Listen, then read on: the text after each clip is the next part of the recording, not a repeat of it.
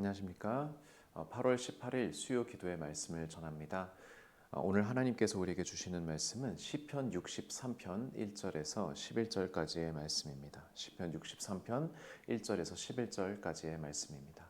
저희가 이제 이사야를 마치고 오랜만에 다시 시편 말씀을 묵상하게 되었는데, 이 시편이 원래 노래 시 아니겠습니까? 그래서 제가 오늘 이 말씀을 묵상하면서 개인적으로 제가 아는 어떤 한 동생의 그 기타 연주를 좀 배경음악으로 깔면서 이것을 낭독해 드리도록 하겠습니다. 시편 63편 1절에서 11절까지의 말씀입니다.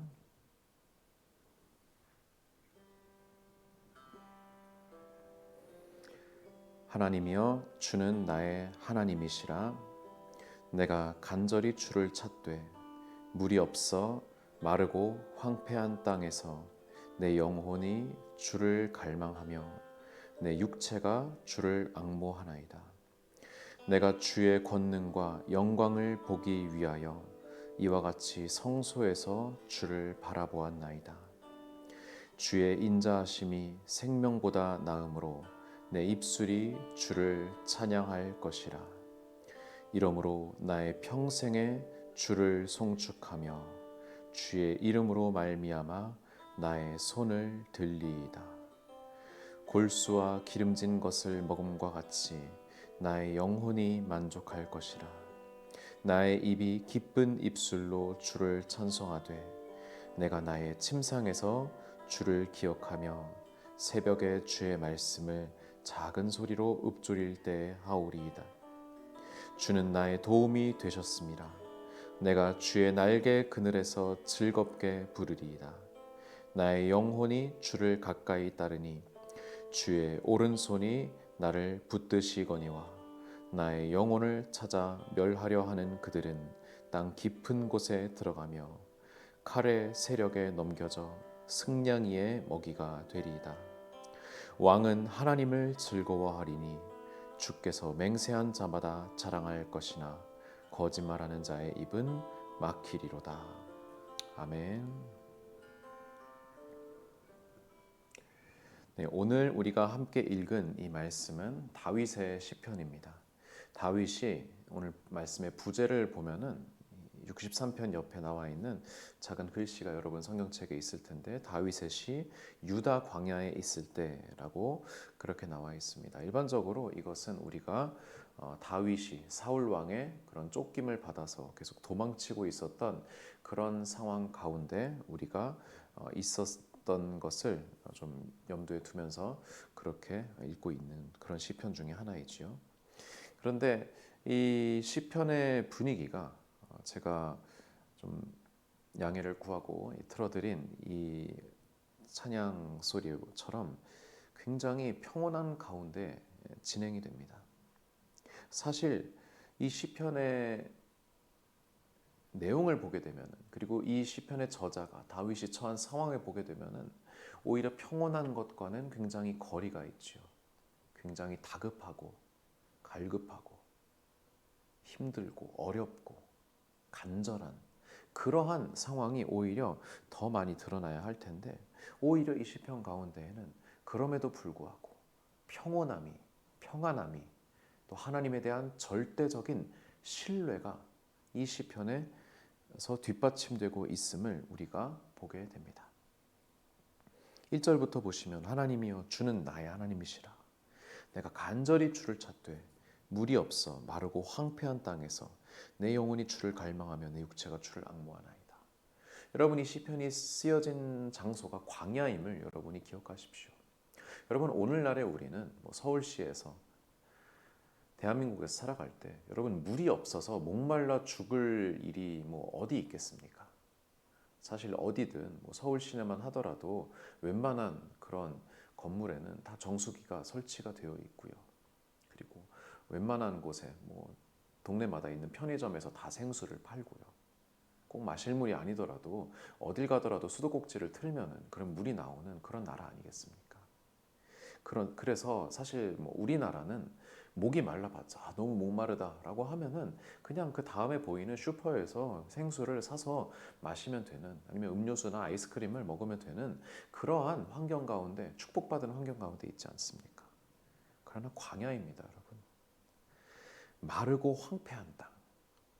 여러분 정말 이스라엘에 가보신 분은 더 아시겠지만, 여러분이 뭐 검색을 통해서 그 광야의 사진을 보더라도 정말 저 지평선 끝까지 장렬하는 태양 아래 물 한 방울 보이지 않는 그곳에서 과연 그 지평선 너머에는 물을 구할 수 있을 것인지 불확실한 그러한 상황에서 내가 거기까지 걸어갈 체력이나 있을지 확실치 않은 그러한 불확실성의 그 상황 속에서 다윗은 어떠한 고백을 합니까?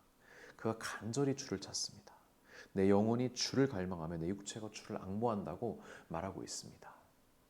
내가 너무나도 목이 마른데 그래서 죽을 것 같지만, 그러나 그보다 더 내 영혼이 주님을 갈망하는 그 목마름이 더 크다는 것입니다.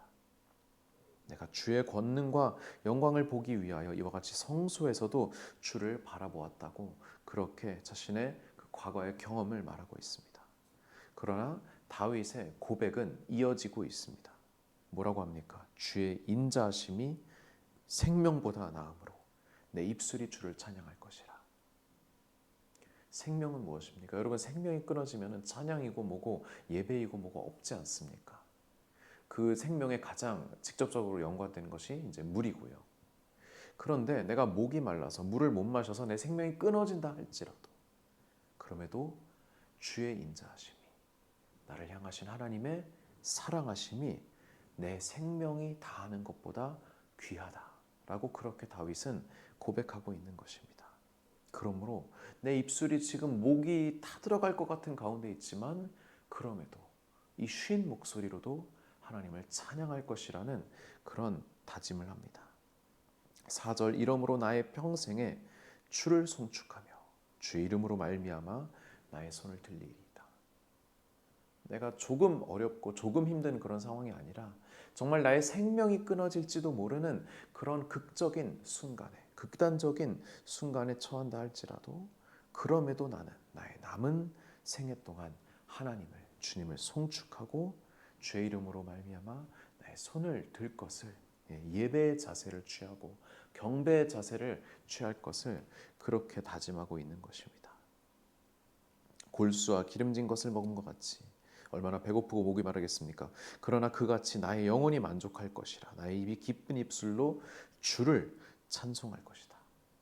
내가 배부르고 목 마른 것이 해결되고 하는 것보다도 하나님을 기뻐하고 하나님을 찬양하는 것이 그보다 더 큰 기쁨이라는 것입니다. 이어지는 모든 그 말씀에서 계속해서 하나님에 대한 찬양의 다짐들이 나옵니다. 7절, 주는 나의 도움이 되셨습니다. 내가 주의 날개 그늘에서 즐겁게 부르리이다. 지금 다윗은 어디에 있습니까? 광야에 있습니다. 그러나 다윗은 자신의 영적인 눈으로 자기가 어디에 있는지 보는 것입니다. 그는 지금 하나님의 날개 그늘에 있는 것입니다. 마치 그 장렬하는 태양 아래 자그마한 그런 그늘이라도 시원한 그런 휴식을 보장해 주는 것처럼, 하나님의 날개 그늘이 그를 뒤덮고 그를 따뜻하게 하고 그를 시원하게 하는 그러한 보호장치가 되었다는 것을 다시금 고백하는 것입니다. 8절, 주의 오른손이 나를 붙드실 것이다 라고 그렇게 고백하고 있는 것입니다. 사랑하는 성도 여러분, 오늘의 여러분은 얼마나 힘든 하루를 보내고 계십니까? 요즘의 여러분은 얼마나 고생을 하고 계십니까? 혹 여러분 중에는 내가 정말 다윗 저리 가라 할 정도로 그렇게 어려운 상황 가운데 있는 분들이 계실지 모르겠습니다. 그러나 적어도 지금 이렇게 새벽 기도에 영상으로 참여하실 정도면은 그래도 이보다는 조금은 더 나은 그런 상황이 아닐까 생각을 합니다. 여러분의 목숨이 위협을 받고 있습니까? 여러분이 목이 말라서 지금 정말 죽을 것 같습니까? 그보다 조금은 덜한 상황이라 하더라도 여러분 얼마나 힘들고 어려운 때를 보내고 계십니까? 여러분, 그러나 그러한 때 하나님께서 여러분의 도움이 되시고, 하나님께서 당신의 날개 그늘 아래 여러분을 품어주시고 살려주신다는 것을, 늘 돌보아 주신다는 것을 믿으시기 바랍니다. 그리하여서 다윗의 고백과 같이 하나님의 나를 향하신 사랑이, 주의 인자하심이 나의 이 생명보다 낫다. 내가 그 생명 때문에 아등바등하지만 그러나 나의 생명보다 사실은 하나님의 사랑이 더 귀합니다. 라고 그렇게 고백하며 하나님을 찬양하는 오늘 복된 하루가 되시기를, 그러한 믿음의 고백을 우리가 고백하기를 간절히 바랍니다. 기도하시겠습니다. 사랑이 많으신 하나님 아버지, 주의 인자하심이, 주의 사랑하심이 나의 생명보다, 나의 모든 것보다 더 귀한 줄 믿고 고백합니다. 하나님, 그러한 하나님께서 우리를 당신의 품 안에, 당신의 날개 그늘 아래 지켜주시고 보호하여 주심을 감사드립니다. 오늘 또한 그러한 하나님의 사랑을 우리가 경험하며 믿으며 살아가게 하여 주시옵소서. 감사드리며 예수님의 이름으로 기도드립니다.